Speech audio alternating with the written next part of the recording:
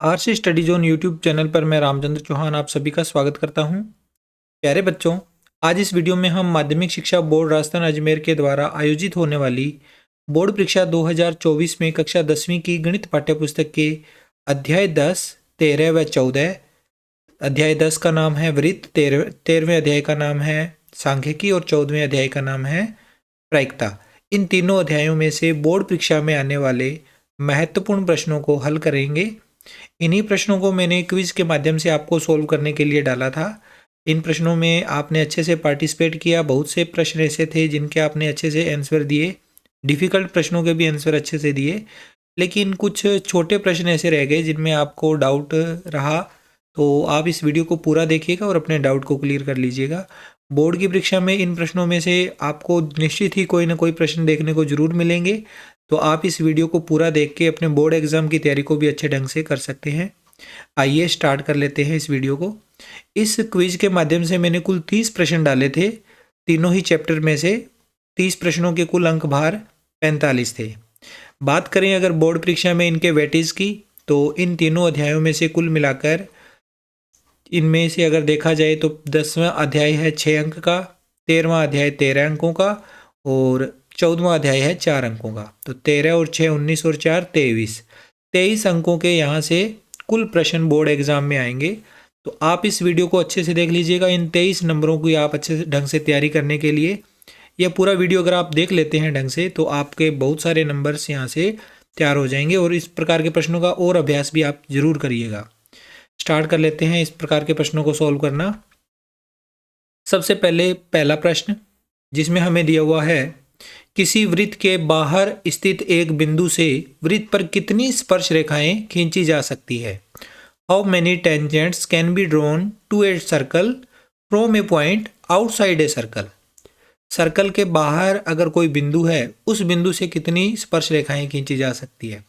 Diagram में देखिए, एक सर्कल से बाहर एक बिंदु P लिया। इस P बिंदु से हम किसी भी सर्कल पर 2 ही स्पर्श रेखाएं खींच सकते हैं। यहाँ से एक स्पर्श रेखा ऊपर की तरफ, एक नीचे की तरफ, 2 स्पर्श रेखाएं खींची जा सकती है। तो 4 ऑप्शन में से हमारा तीसरा ऑप्शन यहाँ पर राइट हो गया। ठीक है, आगे बढ़ते हैं। इसके बाद अगला प्रश्न दूसरा, एक वृत्त की स्पर्श रेखाएं हो सकती है। Tangent line of a circle can be 0, 1, 2 या अनंत, इन्फिनाइट। कितनी स्पर्श रेखाएं एक वृत्त पर ज़्यादा से ज़्यादा हो सकती है वो हमने बतानी है। तो देखिए आप एक डायग्राम, इस डायग्राम में वृत्त के ऊपर स्पर्श रेखाओं को खींचकर मैंने दिखाया है। आप देखिए इस डायग्राम के प्रत्येक वृत्त का प्रत्येक बिंदु एक स्पर्श रेखा का निर्माण करता है। ठीक है, हर एक बिंदु पे हम एक स्पर्श रेखा खींच सकते हैं। यहाँ पर मैंने कुछ स्पर्श रेखाएं खींच के बताई हुई है।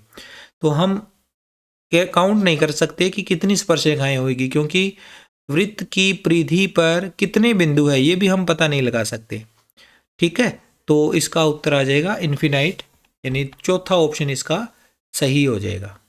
ठीक है, लास्ट वाला ऑप्शन। आगे बढ़ते हैं। इसके बाद अगला महत्वपूर्ण प्रश्न, प्रश्न नंबर 3, वृत्त पर स्थित बिंदु P से खींची गई स्पर्श रेखाओं की अधिकतम संख्या होगी। वृत्त पर स्थित बिंदु P से खींची गई स्पर्श रेखाओं की अधिकतम संख्या बतानी है। The maximum number of tangents drawn from point P situated on the circle will be. तो इसमें आप देखो, पॉइंट P जो है वृत्त के ऊपर स्थित है और वहां से कितनी स्पर्श रेखाएं खींची जा सकती है वो बताना है। ऑप्शन हमें दिया हुआ है 0, 1, 2 और इन्फिनाइट अनंत। पॉइंट P सर्कल के अगर ऊपर आ जाता है तो केवल एक ही स्पर्श रेखा हम खींच सकते हैं। तो इसका आंसर हो जाएगा दूसरे वाला ऑप्शन नंबर सेकंड 1। ठीक है, आगे बढ़ते हैं। इसके बाद अगला महत्वपूर्ण प्रश्न, एक वृत्त की 2 स्पर्श रेखाओं के मध्य 75 डिग्री का कोण है। स्पर्श बिंदुओं द्वारा केंद्र पर अंतरित कोण की माप होगी। The angle between 2 tangents to a circle is 75 degree. The measure of the angle subtended at the centre by the point of contact will be. 2 स्पर्श रेखाओं के बीच का कोण 75 डिग्री है, तो हमें स्पर्श बिंदुओं द्वारा केंद्र पर अंतरित कोण बताना है। ये हमें कुछ ऑप्शन दे रखे हैं, 75 डिग्री, 105 डिग्री, 15 डिग्री और 125 डिग्री। इनमें से कोई एक ऑप्शन सही है, बाकी 3 गलत है। डायग्राम के माध्यम से समझिए, दो स्पर्श रेखाएं हैं बिंदु P से खींची गई, PA और PB। इनके बीच का कोण है 75 डिग्री और ये दो स्पर्श बिंदु A और B के द्वारा केंद्र पर अंतरित कोण, ये कोण हमने ज्ञात करना है, कोण AOB। इसका मान हमने फाइंड करना है। तो आपको पता होगा बच्चों कि अगर इस तरह से कोई सवाल, दो स्पर्श रेखाओं के बीच का कोण और केंद्र पर स्पर्श बिंदुओं के द्वारा अंतरित कोण, इन दोनों में एक रिलेशन होता है, दोनों का योग 180 डिग्री होता है। ये दोनों कोण एक दूसरे के संपूरक कोण होते हैं, इनका योग 180 डिग्री है। तो हमने यहाँ लिखा कोण AOB प्लस कोण APB बराबर 180 डिग्री। अब ये 75 है तो यहाँ कितना आएगा, उसकी कैलकुलेशन आप डायरेक्ट भी बता सकते हैं इनमें से, या फिर कैलकुलेशन भी कर सकते हो। AOB का मान फाइंड करना है, APB हमें 75 डिग्री दे रखा है, बराबर में 180 डिग्री। थोड़ा और आगे चलेंगे, इसका पक्षांतरण करेंगे, AOB का मान क्या आ जाएगा हमारे पास। AOB का मान निकालने के लिए हमें 180 डिग्री में से 75 डिग्री को माइनस कर देना है। जब 180 डिग्री में से 75 डिग्री माइनस करेंगे तो हमें 105 डिग्री इसका आंसर मिल जाएगा। ठीक है,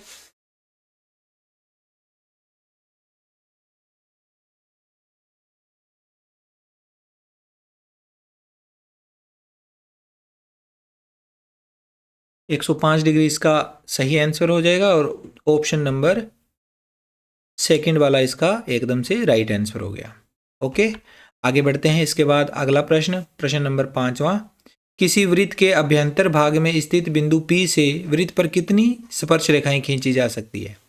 डायग्राम से समझिए, ये अभ्यंतर भाग में स्थित बिंदु P है, अभ्यंतर यानी वृत्त के अंदर कितनी स्पर्श रेखाएं खींची जा सकती है। How many tangents can be drawn to a circle from a point located in the interior of the circle. तो 0, 1, 2 या अनंत या इन्फिनाइट, इनमें से हमें कोई एक आंसर सेलेक्ट करना है। तो आप इस डायग्राम से अगर स्पर्श रेखा खींचने की कोशिश करोगे तो स्पर्श रेखा खींच ही नहीं पाओगे, वो एक छेदक रेखा बन जाएगी। कहीं पर से ही खींच लो आप, इस पॉइंट से होती हुई कोई भी स्पर्श रेखा हम नहीं खींच सकते। तो इसका आंसर हो जाएगा पहला ही ऑप्शन 0। कितनी स्पर्श रेखाएं खींच सकते हैं, एक भी नहीं, यानी 0 स्पर्श रेखाएं खींच सकते हैं। ओके, आगे बढ़ते हैं। इसके बाद अगला महत्वपूर्ण प्रश्न, वृत्त के व्यास के सिरों से होकर गुजरने वाली स्पर्श रेखाओं के बारे में सत्य कथन है। The true statement about the tangents passing through the end of the diameter of the circle. आप इनको पढ़ने से पहले डायग्राम देखिए। एक वृत्त का व्यास है, इस व्यास के दोनों सिरे यानी A और B से दो स्पर्श रेखाएं जा रही है। इनके बारे में हमने बताना है कि ये कौन से स्टेटमेंट इनमें से सही है। तो पहला, दोनों स्पर्श रेखाएं लंबवत है। स्पर्श रेखा L और M दोनों लंबवत तो नहीं है, दोनों स्पर्श रेखाएं परस्पर समांतर है। हाँ जी, ये समांतर जरूर है क्योंकि स्पर्श बिंदु पर 90 डिग्री का एंगल बनता है। यहाँ 90 डिग्री का एंगल है, यहाँ पर भी 90 डिग्री का एंगल है, दोनों ही एंगल 90-90 डिग्री के हैं, तो ये समांतर रेखाएं जरूर हो सकती है। आगे तीसरा ऑप्शन है, स्पर्श रेखाएं केंद्र से होकर गुजरती है। केंद्र से तो कभी जाती नहीं है और सभी कथन सत्य है, ये भी सत्य नहीं हो सकता। तो केवल इसका दूसरा ऑप्शन, दोनों स्पर्श रेखाएं परस्पर समांतर है। व्यास के सिरों से गुजरने वाली स्पर्श रेखाएं समांतर ही होती है, ये याद रखना। तो दूसरा ऑप्शन इसका सही हो गया। आगे बढ़ते हैं। इसके बाद अगला प्रश्न, प्रश्न नंबर 7। वृत्त तथा उस पर खींची गई स्पर्श रेखा का उभयनिष्ठ बिंदु कहलाता है। The common point of the circle and the tangent drawn to it is called. क्या कहलाएगा ये पॉइंट, जो स्पर्श रेखा और वृत्त के ऊपर कॉमन पॉइंट है, उभयनिष्ठ बिंदु है, इस बिंदु का नाम होता है स्पर्श बिंदु। दूसरा ऑप्शन इसका सही हो जाएगा। जिस जगह पर स्पर्श रेखा वृत्त को स्पर्श करती है वह स्पर्श बिंदु कहलाता है। तो दूसरा ऑप्शन इसका एकदम से राइट आंसर है। ठीक है, इसका सेकंड वाला ऑप्शन अपने टिक कर देना है। आगे बढ़ते हैं। इसके बाद 8वां प्रश्न। 8वें प्रश्न में हमें दिया हुआ है, दो समांतर स्पर्श रेखाओं के स्पर्श बिंदुओं को मिलाने पर प्राप्त रेखा होगी। तो कुछ देर पहले ही हमने एक क्वेश्चन किया था, दो समांतर रेखाएं जो होती है वो व्यास के सिरों से खींची जा सकती है। तो यहाँ पर हमसे यही पूछ लिया गया कि दो समांतर स्पर्श रेखाओं के स्पर्श बिंदुओं को मिलाने पर प्राप्त रेखा होगी। The line obtained by joining the tangents point of the two parallel tangent line will be. वृत्त की त्रिज्या, वृत्त का व्यास, वृत्त की एक अन्य स्पर्श रेखा, वृत्त की जीवा। इसका एक डायग्राम बनाते हैं, फिर आपको ज़्यादा अच्छे से समझ में आएगा। ये दोनों स्पर्श रेखाएं समांतर है, जो इन दो बिंदुओं पर होकर गुजर रही है, वृत्त के ऊपर स्पर्श करती हुई। तो इन दोनों पॉइंटों को मिलाएंगे, ये दोनों स्पर्श रेखाएं हैं समांतर एक दूसरे के, तो इनको मिलाने पर एक लाइन बनेगी ए बी। इस रेखा का यानी कि इसका नाम बताना है। तो ये वृत्त की त्रिज्या भी नहीं है, ये वृत्त का व्यास जरूर है। वृत्त की जीवा भी है वैसे तो, लेकिन वृत्त का व्यास ज़्यादा अच्छा तरीका रहेगा, क्योंकि वृत्त का सबसे बड़ी जीवा जो होती है वृत्त का व्यास होता है, लेकिन हम इसे जीवा नहीं बोलेंगे, क्योंकि जीवा तो कोई भी हो सकती है। पार्टिकुलर अगर देखा जाए तो ये व्यास है, ठीक है। तो ये व्यास होता ही है, तो इसका सेकंड ऑप्शन इसका राइट हो जाएगा। हम अगर इसका ऑप्शन देखेंगे तो ये व्यास हो जाएगा, और व्यास वाला ऑप्शन हमारा सही हो जाएगा, ठीक है। इसके बाद आगे बढ़ते हैं। 9वां प्रश्न, दी गई आकृति में पी क्यू बराबर 5 सेंटीमीटर है, पी आर का मान क्या होगा? In the given figure P Q बराबर 5 centimetre, what will be the value of P R? Diagram में देखिए, ये है पी क्यू, इसकी वैल्यू 5 सेंटीमीटर दे रखी है, और हमें पी आर का मान बताना है। तो डायग्राम से आपको पता लग रहा होगा, अभी पी बाह्य बिंदु है, इससे दो स्पर्श रेखाएं खींची गई है। तो एक पॉइंट होता है कि पी क्यू तथा पी आर बाह्य बिंदु पी से वृत्त पर खींची गई दो स्पर्श रेखाएं हैं, और स्पर्श रेखाओं की जो माप होती है वो बराबर होती है, अतः दोनों की लंबाइयाँ बराबर है। अगर लंबाइयाँ बराबर है तो पी आर का मान भी 5 सेंटीमीटर होगा, यानी तीसरा ऑप्शन इसका एकदम से राइट आंसर हो गया। ओके, आगे बढ़ते हैं। इसके बाद 10वां प्रश्न, एक वृत्त के केंद्र से 5 सेंटीमीटर की दूरी पर स्थित बिंदु से वृत्त पर खींची गई स्पर्श रेखा की लंबाई 4 सेंटीमीटर है, वृत्त की त्रिज्या होगी। The length of a tangent drawn to a circle from a point at a distance of 5 centimetre from the centre of a circle is 4 centimetre, the radius of the circle will be. तो इससे हम एक diagram बनाएंगे कि वृत्त का केंद्र बिंदु है, उससे 5 सेंटीमीटर की दूरी पर एक बिंदु ले लिया, उस बिंदु से वृत्त पर स्पर्श रेखा खींची, उसकी माप 4 सेंटीमीटर है, वृत्त की त्रिज्या ज्ञात करनी है। तो डायग्राम आप देखिए, इसका डायग्राम कैसा होगा। वृत्त के केंद्र O से 5 सेंटीमीटर की दूरी पर बिंदु P है, P से एक हमने स्पर्श रेखा खींची जिसकी माप 4 सेंटीमीटर है। हमें OA त्रिज्या को ज्ञात करना है, जिसको हमने R से लिखा है, R का मान ज्ञात करना है। तो देखिए, एक आपको पता होगा कॉन्सेप्ट कि यहाँ पर स्पर्श बिंदु जो होता है वहाँ 90 डिग्री का एंगल बनता है, तो ये एक समकोण त्रिभुज हो गया। तो हम समकोण त्रिभुज में पाइथागोरस प्रमेय लगाएंगे। पाइथागोरस प्रमेय के अंदर हमें कर्ण, आधार और लंब की वैल्यू में से, तीनों में से अगर दो पता है, तीसरा पता नहीं होता है, तो हम ज्ञात कर सकते हैं। हमें इस 90 डिग्री के एंगल के बिल्कुल सामने वाली भुजा कर्ण होती है, और बाकी दोनों भुजाओं में से एक आधार और एक लंब होता है। तो दोनों में से हमें, तीनों भुजाओं में से हमें दो पता है, तीसरी भुजा ज्ञात कर लेंगे। पहले हम पाइथागोरस प्रमेय लगाएंगे। पाइथागोरस प्रमेय होती है कर्ण का स्क्वायर बराबर आधार स्क्वायर प्लस लंब स्क्वायर। अब हम इसमें वैल्यू रखेंगे। कर्ण का स्क्वायर यानी कि 5 का स्क्वायर, आधार हमें पता नहीं है, r का स्क्वायर, और प्लस में लंब की वैल्यू हमने 4 रख ली, 4 का स्क्वायर। आगे हल करेंगे तो ये आ जाएगा, 5 का स्क्वायर करेंगे 25 बराबर r स्क्वायर प्लस 4 का स्क्वायर 16। आर स्क्वायर का मान निकालना है तो 16 में 16 चला जाएगा 25 वाली साइड, माइनस हो जाएगा, यानी आर स्क्वायर का मान आ जाएगा 25 माइनस 16। तो हम आर स्क्वायर को पहले लिख सकते हैं, आर स्क्वायर बराबर आ जाएगा 25 माइनस 16 बराबर 9। अगर आर स्क्वायर बराबर 9 है तो आर का मान आएगा वर्गमूल में 9 यानी 3 सेंटीमीटर। तो हमारा ऑप्शन नंबर सेकंड वाला इसमें राइट हो गया, ये वाला ऑप्शन हमारा एकदम से सही ऑप्शन हो गया। इसके बाद अगला प्रश्न, प्रश्न नंबर 11, जिसमें हमें दिया हुआ है निम्न में से भिन्न को चुनिए। निम्न में से भिन्न को चुनिए। आप पहले देखिए, इसमें माध्य लिखा हुआ है, फिर समांतर माध्य है यानी अरिथमेटिक मीन, माध्य, मीडियन और औसत यानी एवरेज। ये कुछ हमें दे रखे हैं अलग अलग प्रकार के केंद्रीय प्रवृत्ति के माप। तो इसमें से हमें अलग बताना है क्या है। तो आप इन सारों को देखिए, इनमें से आपको 3 चीज़ें एक जैसी मिली है। कौन कौन सी? माध्य, समांतर माध्य तथा औसत।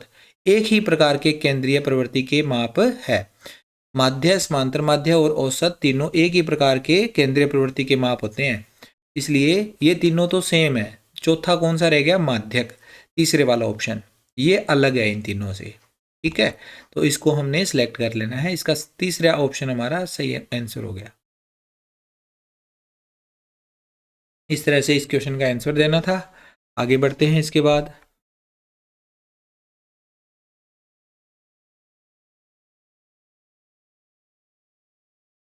अगला प्रश्न,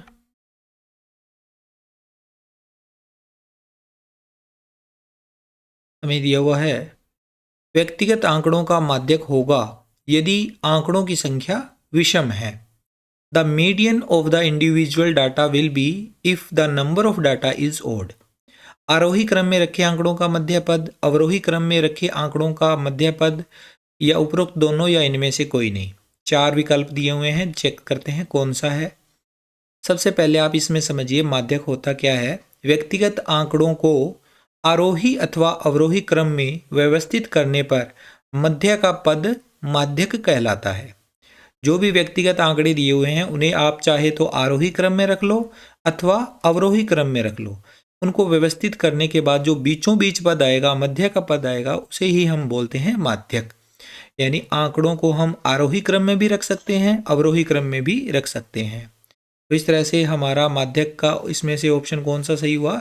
सेकंड ऑप्शन, थर्ड ऑप्शन, उपरोक्त दोनों। आरोही क्रम में भी रखे जा सकते हैं और अवरोही क्रम में भी रखे जा सकते हैं।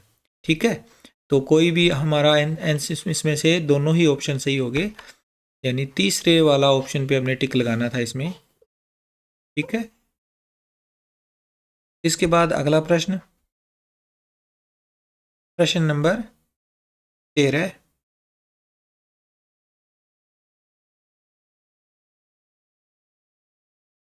माध्य, बहुलक और माध्यक में संबंध होता है।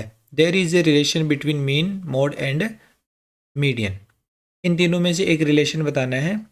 3 माध्य बराबर 2 माध्यक प्लस बहुलक, या 3 गुणा बहुलक बराबर 2 गुणा माध्य प्लस माध्यक, 3 माध्यक बराबर 2 माध्य प्लस बहुलक।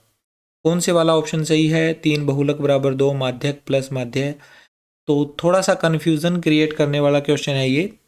इसमें आपको क्या करना है, आप इसका आंसर देखिए क्या होगा। तीसरे वाला जो ऑप्शन है, 3 माध्यक बराबर 2 माध्य प्लस बहुलक। तो इसको ऐसे याद रख सकते हो, माध्यक में 3 अक्षर होते हैं पूरे, तो 3 का गुणा होगा। माध्य में 2 अक्षर पूरे होते हैं, तो इसमें 2 का गुणा होगा। और प्लस में बहुलक में 4 अक्षर होते हैं, तो 4 का गुणा नहीं होगा। ये 4 का गुणा नहीं करना, ये ध्यान रखना। ठीक है, 3 अक्षर पूरे होते हैं, चौथा अधूरा है, तो 3 का गुणा। 2 अक्षर पूरे हैं, तीसरा अधूरा है, 2 का गुणा करना है। और माध्यक बराबर में आएगा और बाकी दोनों माध्य और बहुलक दोनों एक तरफ आएंगे। ठीक है, इस तरह से इसको आप याद रख सकते हैं।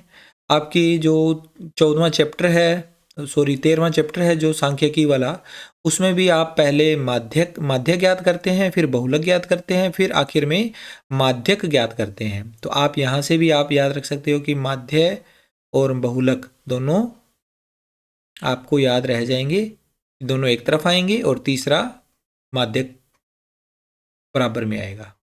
ओके, आगे चलते हैं। इसके बाद अगला प्रश्न नंबर 14। यदि चर मान 2, 3 और 4 की बारंबारताएं क्रमशः 2, 3 और 4 हो तो इनका माध्य होगा। If the frequencies of the variable value 2, 3 and 4 are 2, 3 and 4 respectively, then their mean will be. हमें 3 संख्याएं दे रखी है, 2, 3 और 4, और इनकी बारंबारताएं भी यही सेम ही है, 2, 3, 4। यानी 2 की बारंबारता 2 है, 3 की बारंबारता 3 है, 4 की बारंबारता 4 है। हमें इनका माध्य बताना है। तो माध्य ज्ञात करने के लिए हमें इनको एक टेबल के रूप में लिखना पड़ेगा, और टेबल के रूप में हमने यहाँ एक तरफ चर लिखे, दूसरी तरफ बारंबारताएं लिखी, और फिर इनकी बारंबारताओं का चर के साथ गुणा, f और x का मल्टीप्लाई। 2 का 2 से गुणा 4, 3 का 3 से गुणा 9, 4 का 4 से गुणा 16। तो हमें इस तरह से बारंबारताओं का योग सिग्मा f बराबर मिल गया 9 और सिग्मा fx बराबर आ गया 29। फिर हमने इस पे अप्लाई करना है फॉर्मूला जब हम अप्लाई करेंगे तो माध्य बराबर होता है सिग्मा एफ एक्स बटा सिग्मा एफ प्रत्यक्ष विधि से, और 29/9, 29 में 9 का भाग देंगे तो 3.22, ये वाला फोर्थ आंसर इसका आ जाएगा राइट एकदम से। चौथा पार्ट इसका जो चौथा पॉइंट है वो सही हो गया। आगे चलते हैं। इसके बाद अगला प्रश्न, यदि x comma x plus 3 comma x plus 6 comma x plus 9 तथा x प्लस 12 का समांतर माध्य 10 हो तो x का मान होगा। If the arithmetic mean of the x plus 3 x plus 6 x plus 9 and x plus 12 is 10 then the value of x will be. 2 number का ये प्रश्न है और 4 ऑप्शन इसमें दिए हुए हैं, 1 2 4 व 6। तो सारे जो हमारे पास कौन से मान हैं, व्यक्तिगत आंकड़े हैं, और व्यक्तिगत आंकड़ों का माध्य होता है आंकड़ों का योग बटा आंकड़ों की संख्या। तो पहले तो आप इसमें ये देखिए, माध्य ज्ञात करने का जो सूत्र होगा वो आंकड़ों का योग बटा आंकड़ों की संख्या होगा। अब आंकड़ों का योग, इनका योग कर देंगे सभी का ही, यानी कि x plus 3 x plus 6 plus x plus 9 plus x plus 12 बटा टोटल आंकड़े 5 है, और समांतर माध्य हमें 10 दिया हुआ है तो बराबर में 10 लिख दिया। अब इसे आगे हल करेंगे तो हमें प्राप्त हो जाएगा 10 बराबर, इनको देखो x 5 बार आया हुआ है तो 5x और बाकी संख्याओं का जोड़ होगा 30। 5x प्लस 30 बटा 5, 5 का गुणा हो जाएगा 30 के साथ, 10 के साथ सॉरी, 5 का 10 से गुणा 50, तो ये आंसर आ जाएगा हमें 5x प्लस 30 बराबर 50। 5x प्लस 30 बराबर 50, तो यहाँ से सॉल्व करेंगे 5x का मान, 5x का मान आ जाएगा 50 माइनस 30, और 50 में से 30 घटाएंगे तो आएगा 20, यानी 5x का मान आ जाएगा 20। और इससे हम आगे सॉल्व करेंगे तो x की वैल्यू हमें प्राप्त हो जाएगी 20/5, x का मान 20/5 यानी कि 4, यानी हमारा आंसर इनमें से तीसरा ऑप्शन सही हो गया। इनमें से कौन सा वाला है, तीसरे वाला ऑप्शन 4, x का मान आ गया। ठीक है, आई होप आपको ये वीडियो अच्छे से समझ में आ रही है। वीडियो अच्छी लग रही है तो इसे लाइक और शेयर कर दीजिएगा, और बोर्ड एग्ज़ाम से रिलेटेड बहुत सारे टॉपिक्स आपको चैनल पर मिलेंगे तो चैनल को सब्सक्राइब जरूर कर लीजिए और बेल आइकन प्रेस कर दीजिए ताकि नोटिफिकेशन के माध्यम से आपको तुरंत वीडियो मिल जाए। आगे बढ़ते हैं इसके बाद अगले प्रश्न की ओर। प्रश्न नंबर 16, आरोही क्रम में व्यवस्थित चर मानों 8, 11, 12, 16, 16 प्लस एक्स, 20, 25, 30 का माध्यक 18 हो तो x का मान ज्ञात कीजिए। अंग्रेजी में लिखा है, if the median of the variable value 8, 11, 12, 16, 16 plus x, 20, 25, 30 arranged in ascending order is 18, then find the value of x। 4 option हैं, 2, 4, 6 और 1। 2 नंबर का ये क्वेश्चन है। तो आरोही क्रम में व्यवस्थित मान है ये हमारे, और माध्यक हमें दिया हुआ है। तो आप इसमें देखिए, पहले इन मानों को लिखोगे और आंकड़ों का आरोही क्रम जो दिया गया है वो नोट करोगे। हमें आरोही क्रम दिया हुआ है 8, 11, 12, 16, 16 प्लस x और 20, 25 और 30। अब कुल आंकड़ों की संख्या कितनी है? कुल आंकड़े हमारे पास 8 है। जब 8 आंकड़े हैं तो इनके माध्यक जो होता है वो बीचों बीच वाला मान होता है। तो आप इसमें ये देखोगे कि 8 आंकड़े होने के कारण हमें 3 पद इधर छोड़ने पड़ेंगे और 3 पद इधर छोड़ने पड़ेंगे। बीच में 2 वैल्यू आ जाएगी, चौथा पद और पांचवा पद। चौथा पद और पांचवा पद दोनों का जोड़ करके 2 से डिवाइड करना पड़ेगा तो माध्यक ज्ञात कर पाएंगे। तो माध्यक बराबर आ गया 4वां पद प्लस 5वां पद बटा 2। तो माध्यक निकालेंगे इसका। माध्यक हमें पहले से ही दिया हुआ है 18, बराबर में चौथा पद है 16 और पांचवा पद है 16 प्लस एक्स, तो 16 प्लस एक्स बटा 2। सोल्व करेंगे तो 18 का 2 से गुणा 36, और इधर आ जाएगा 16 और 16 32, 32 प्लस एक्स, तो ये हो जाएगा 36 और इधर हो जाएगा 32 प्लस एक्स। तो हमें मिल जाएगा इसका आगे आंसर सोल्व करने पर पक्षांतरण के द्वारा।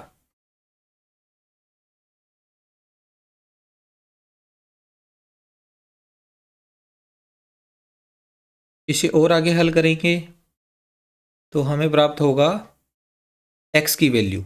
x की वैल्यू आ जाएगी 36 में से 32 दूसरी तरफ जाके माइनस हो जाएंगे, तो x का मान आ जाएगा 36 माइनस 32 यानी कि 4। x का मान 4 आ गया, यानी इसका दूसरा ऑप्शन हमारा एकदम से राइट आंसर है।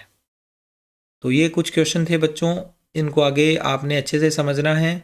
आगे बढ़ते हैं। इसके बाद अगला प्रश्न, प्रश्न नंबर 17। क्वेश्चन नंबर 17, जिसमें हमें दिया हुआ है, दी गई बारंबारता सारणी से माध्य प्राप्तांक ज्ञात कीजिए। माध्य प्राप्तांक हमें पता करना है। Find the mean score from the given frequency table. यहाँ एक सारणी दे रखी है जिसमें प्राप्तांक दे रखे हैं और छात्रों की संख्या दे रखी है। तो माध्य ज्ञात करने के लिए ये हमारे पास वर्गीकृत आंकड़े हैं, तो एक सारणी बनाएंगे और देखते हैं सारणी किस तरह की बनानी होगी। आप यहाँ सारणी में देखिए, प्राप्तांक एक तरफ लिखे, छात्रों की संख्या भी लिख ली, फिर हमने मध्यमान निकाला। मध्यमान निकालना आपको आता होगा। इन प्राप्तांकों का बीच का जो मान होता है वो लिखना होता है हमें मध्यमान के रूप में।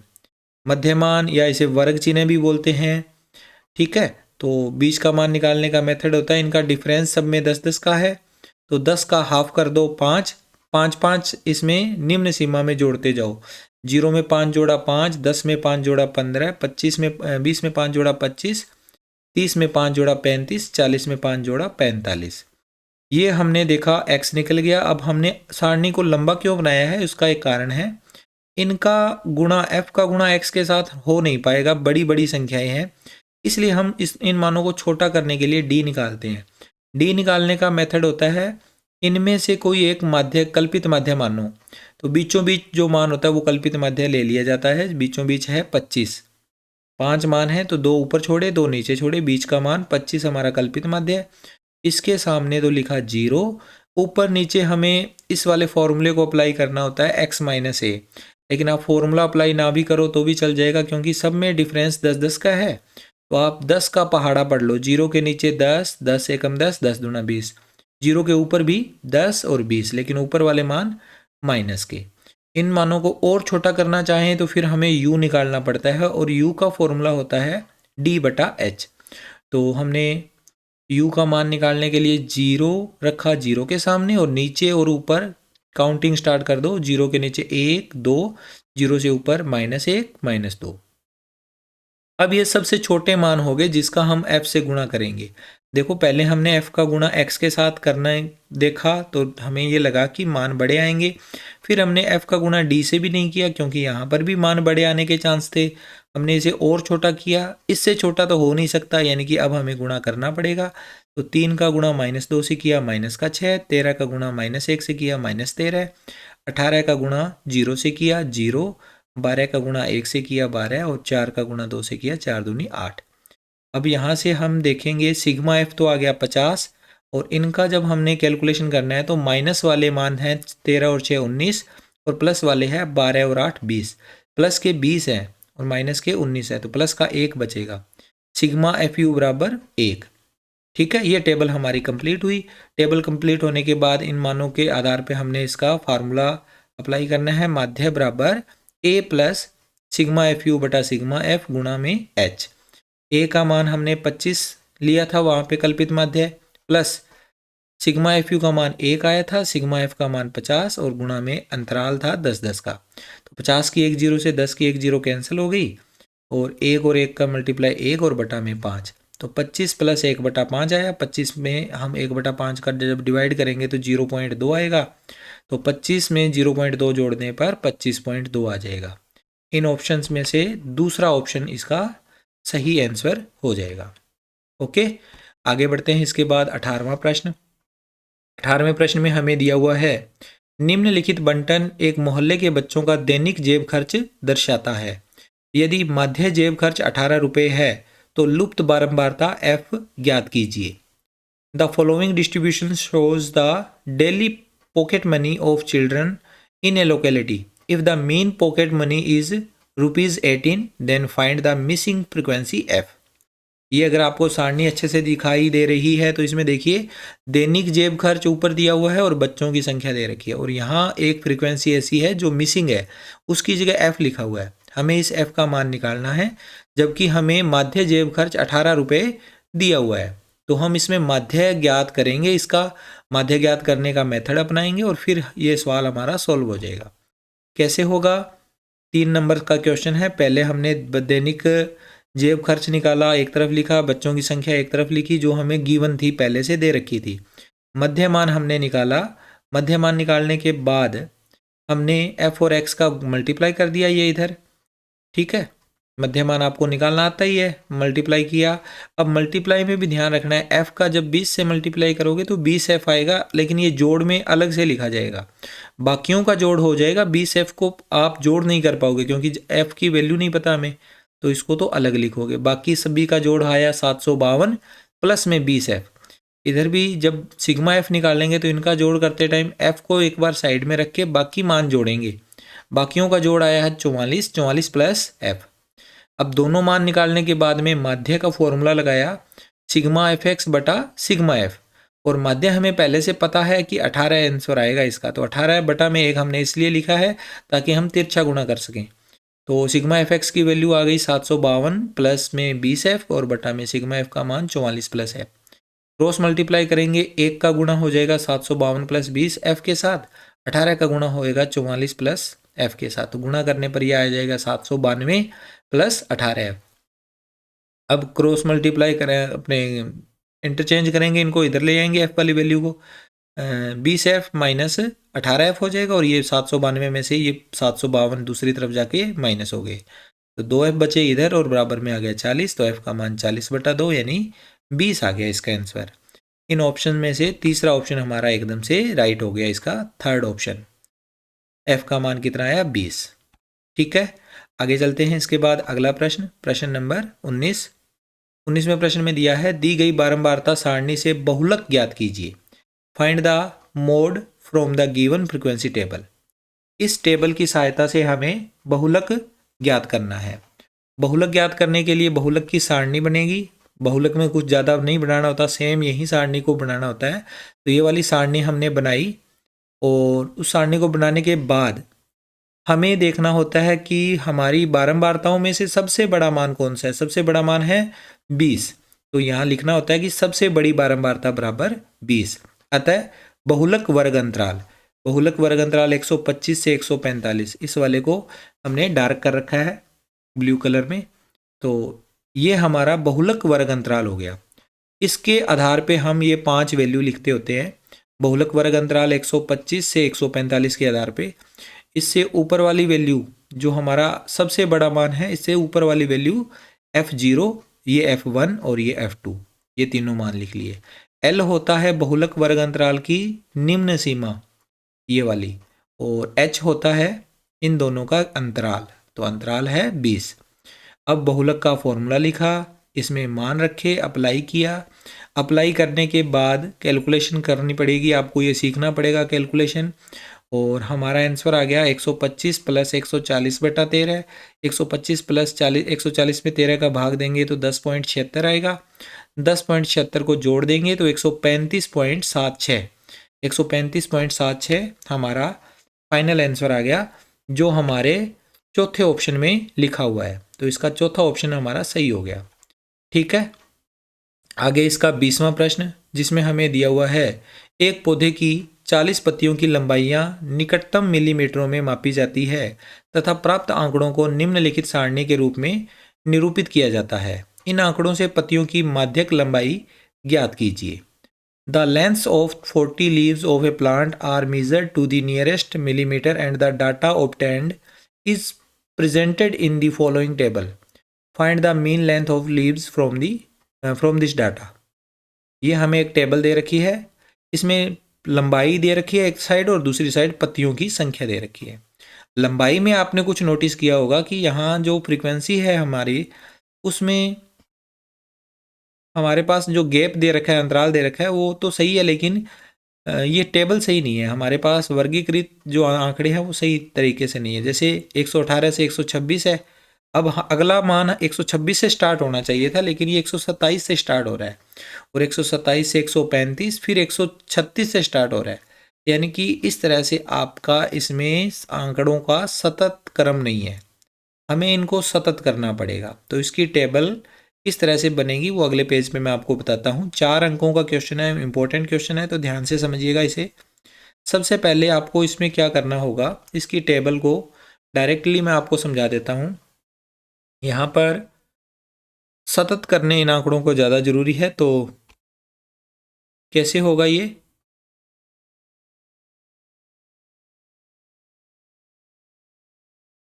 तो आप इसकी टेबल देखो। सबसे पहले यहाँ पर आपको क्या चीज़ दिख रही है? लंबाइयाँ जो कि क्वेश्चन में दे रखी थी वो वाली। फिर आगे एक कॉलम बना हुआ है सतत लंबाई वाला, ये कॉलम आपको अलग से बनाना है। और जब ये कॉलम बनाओगे उसके बाद इस वाले कॉलम की कोई भी ज़रूरत नहीं है, क्वेश्चन में इसको कहीं पर भी इंक्लूड नहीं करोगे। हालांकि बनाना है आपको साथ में, लेकिन इसी के आधार पे आगे सारा सवाल होगा। इसमें क्या करना होगा, आपको इन लंबाइयों के बीच में जो अंतराल है उसको सतत बनाना है।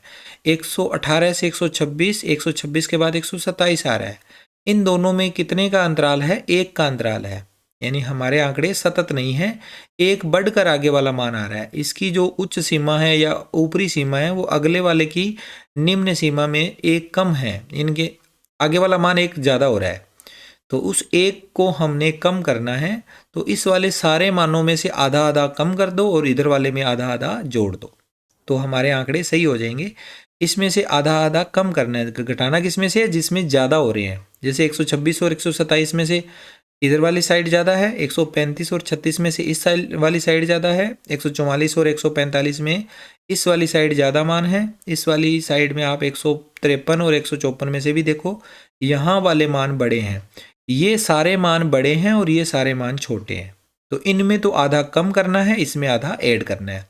तो 118 में से आधा कम करेंगे 117, और इधर एक आधा जोड़ देंगे 126.5। ऐसे ही 127 में से आधा कम करेंगे 126.5, और 135 में आधा जोड़ेंगे 135.5। इस तरह से ये सारे मान लिख लिए। फिर आगे पत्तियों की संख्या जो किताब में इस क्वेश्चन में हमें दे रखी थी वो हमने नोट कर ली। फिर माध्यक निकाल रहे हैं तो संचयी बारंबारता निकालनी होती है। 3, 8 इनके मान कैसे आए? जोड़ करके।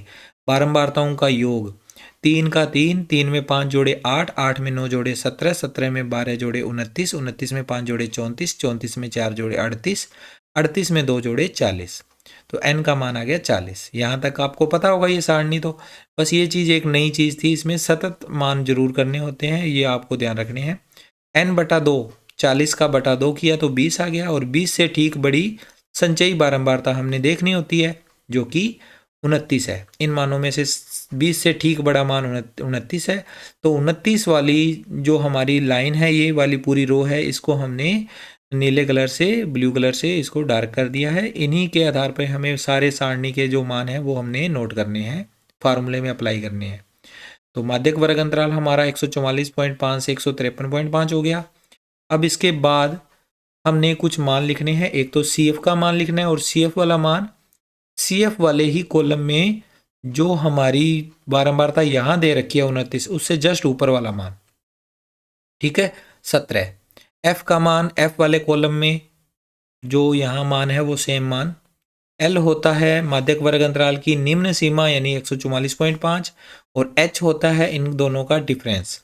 तो इन दोनों का डिफरेंस 9 है। 153.5 में से 144.5 घटाएंगे तो 9 आएगा। अच्छा ध्यान दीजिए, यहाँ पर अगर आप डिफरेंस इसको देख कर लिख देते हो तो गलत हो जाएगा। 118 में 8 जोड़ने पर 126 आता है, 127 में 8 जोड़ने पर 135 आता है, 136 में 8 जोड़ने पर 144 आता है। तो इनमें सभी में 8-8 का डिफरेंस है। जबकि यहाँ 144 में अगर हम देखते हैं 9 जोड़ेंगे तो 153 आएगा। 0.5 और 0.5 तो है ही इसमें, 144 और 9 153 होते हैं। तो 9 का इसमें अंतर है, ये ध्यान रखिएगा बात। फिर है इसके बाद माध्यक। माध्यक का फॉर्मूला L+n/2 - CF/F गुणा में इसके मल्टीप्लाई में H। मान रखेंगे इसमें सारा कैलकुलेशन सॉल्व करने पे हमें आखिर में जो इसका आंसर मिलेगा वो हमें मिल जाएगा 166.75। तो 166.75 हम अगर क्वेश्चन के शुरू में चलें वापस तो हमें वहाँ पर मिलेगा 166.75। कौन से वाला ऑप्शन था? चौथे वाला ऑप्शन, लास्ट ऑप्शन 146। यहाँ मैंने 146 दशमलव ही था, मैंने 166 बोल दिया। 146.75 दोबारा से दिखा देता हूँ। हमने इसका जो आंसर निकाला है वो यहाँ गलत लिख दिया। 144 प्लस 5, 144.5 प्लस 2.25। तो जब जोड़ करेंगे तो जोड़ में गलती हो गई यहाँ पे, अपने इसको कर देते हैं क्लियर। हमारा जोड़ दोबारा से सही कर देते हैं। इसका जोड़ हमारा आएगा ये 146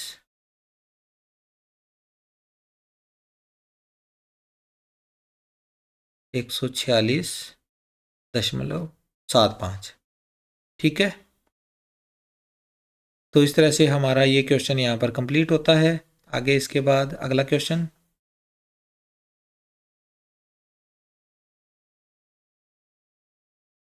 20वें क्वेश्चन के बाद आगे प्रायिकता पर आधारित क्वेश्चन है, प्रायिकता वाले। प्रायिकता का ये जो पहला प्रश्न है हमारे पास, एक निश्चित घटना की प्रायिकता होती है। The probability of a certain event is. निश्चित घटना की प्रायिकता पूछी है, तो निश्चित घटना की प्रायिकता, किसी भी निश्चित घटना की प्रायिकता सदैव एक होती है, तो इसका ये वाला ऑप्शन इसका राइट हो गया।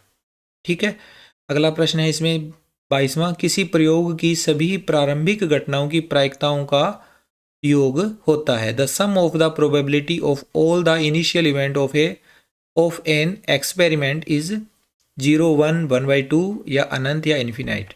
तो इनमें से देखिए क्या होता है, कौन से वाला आंसर सही है।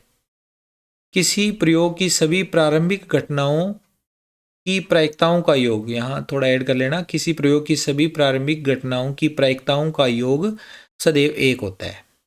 ठीक है, घटनाओं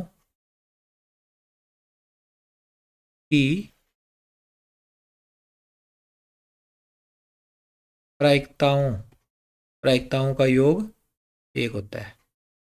वैसे लिखना जरूरी नहीं है, आपको इसका ऑप्शन पे ही क्लिक करना था। ठीक है, तो आगे बढ़ते हैं। इसके बाद 23वां क्वेश्चन, एक पासे को एक बार फेंका जाता है, इसकी क्या प्रायिकता है कि पासे पर 4 से बड़ा अंक आएगा।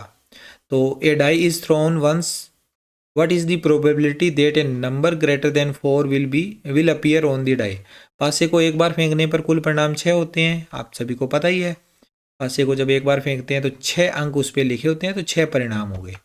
अब इनमें से 4 से बड़ा अंक, बहुत ईजी सा क्वेश्चन है, 4 से बड़े अंक 2 ही होते हैं, 5 और 6। तो अनुकूल परिणाम हमारे 2 आ गए। अनुकूल परिणाम 2 है तो प्रायिकता का फॉर्मूला होता है अनुकूल परिणाम बटा कुल परिणाम। घटना के अनुकूल परिणाम बटा घटना के कुल परिणाम, तो 2 अनुकूल है, 6 टोटल है, तो 2/6 यानी 1/3 इसका उत्तर आ गया। 23वें क्वेश्चन का पहला ही ऑप्शन हमारा सही हो गया।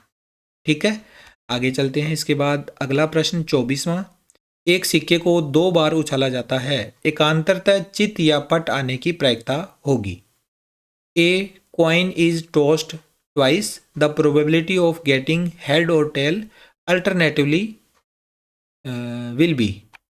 तो इसमें आप देखो, जब हम एक सिक्के को 2 बार उछालते हैं तो कुल परिणाम कितने होंगे। सिक्के को 2 बार उछालने पर कुल परिणामों की संख्या, तो सिक्के को 2 बार उछालने पर कुल परिणामों की संख्या होती है, एक सिक्के की 2 साइड, दूसरे सिक्के की भी 2 साइड, तो 2 × 2 4 साइड हो जाती है। कुल परिणाम कितने हुए, 4। तो इस आधार पर हम कह सकते हैं कि कुल परिणामों की संख्या 4 है, तो वो 4 परिणाम कौन से हैं। अगर हम उनकी टेबल बनाएंगे तो टेबल 4 परिणामों की हमारे पास टेबल आ जाएगी, दोनों H दोनों T, या एक बार HT और एक बार TH, ये 4 परिणाम है। एकांतरता चित्त या पट का मतलब हुआ एक H और एक T, यानी एक चित्त और एक पट।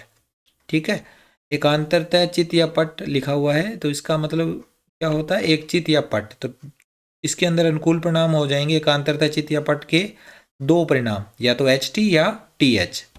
तो इस आधार पर अनुकूल परिणाम 2, कुल परिणाम 4। तो अनुकूल परिणाम बटा कुल परिणाम के हिसाब से अगर हम कैलकुलेशन करेंगे, प्रायिकता का मान निकालेंगे, तो 1/2 आएगा, यानी इन ऑप्शंस में से हमारा सेकंड ऑप्शन राइट हो गया।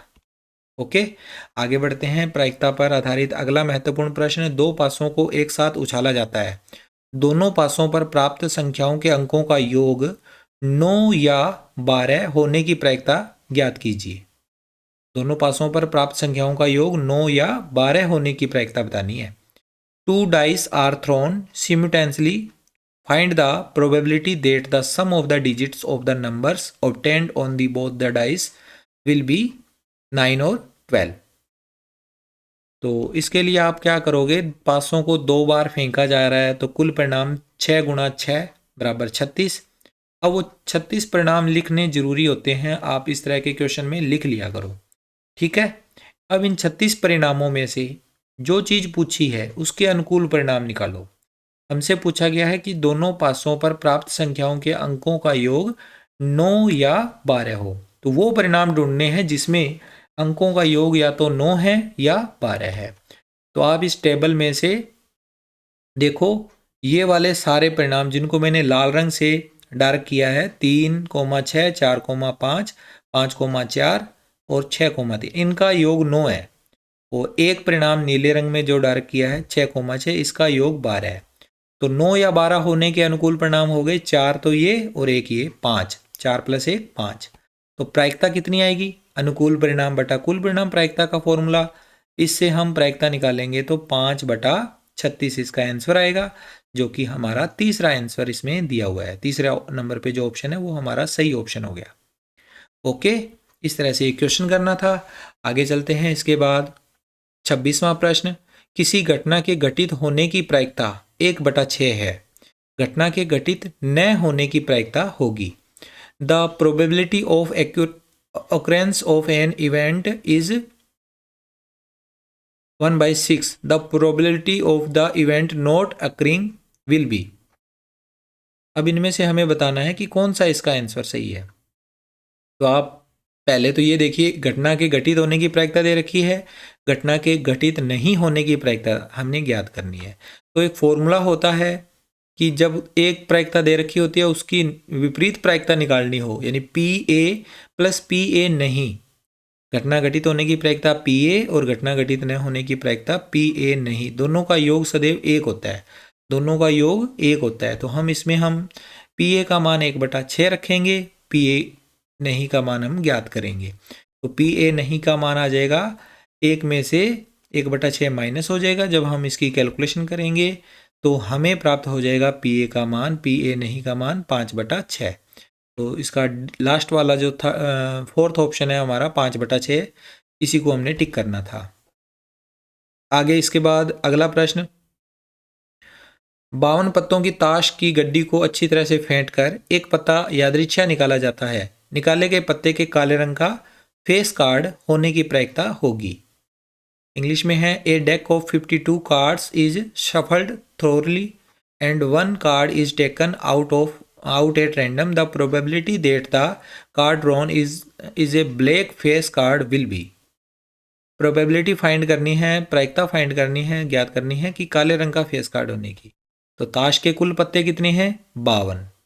तो कुल परिणाम भी हमारी कितने हो जाएंगे, इसके 52 हो जाएंगे।